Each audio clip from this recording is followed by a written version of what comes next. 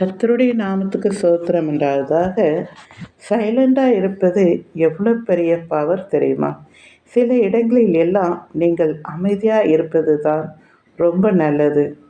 உங்கள் கண்ணு முன்னாடியே பொய் சொல்லுவாங்க, உங்களை டென்ஷன் பண்ணி பார்ப்பாங்க, வெறுப்பு ஏற்றுவாங்க. அந்த இடத்தில் அமைதியாக இருங்க. எல்லா இடத்திலும் எல்லாருக்கும் பதில் சொல்லணும்னு அவசியம் இல்லைங்க. உங்கள் நேரத்தை வேஸ்ட்டாக இவங்களுக்கு செலவு பண்ணாதீங்க. கேள்விக்கு மேலே கேள்வி தான் கேட்க இவங்களுக்கு தெரியுமே தவிர, பதில் சொன்னாலும் அதை ஏற்றுக்கொள்ளவோ புரிந்து கொள்ளவோ மாட்டாங்க. இன்னொரு கேள்வி கேட்பாங்க.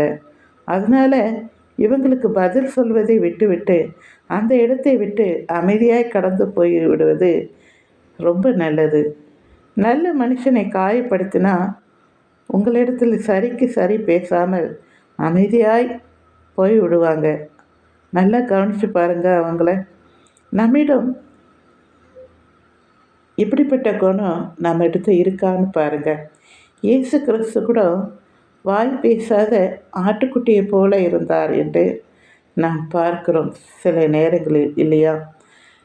நிறைய அன்னை மரியாதை கூட நிறைய பேச்சு அவர்கள் வாங்கினார்கள். இயேசு கிறிஸ்து அவங்க வயிற்றில் உருவாகும் போது எவ்வளோ பேச்சுகள், ஏளனங்கள் அவர்கள் கேட்டு இருப்பார்கள், இல்லையா? ஆனால் அமைதியாக இருந்தாங்க, இல்லையா? ஸோ நம்மிடத்தில் கூட சில நேரங்களிலே அமைதியாக இருக்க நேரத்தில் அமைதியாக இருக்க கற்றுக்கொள்ளணும். சரிங்களா? பிடிச்சிருந்தால் லைக் பண்ணுங்கள், மற்றவங்களுக்கும் ஷேர் பண்ணுங்கள். தேங்க்யூ.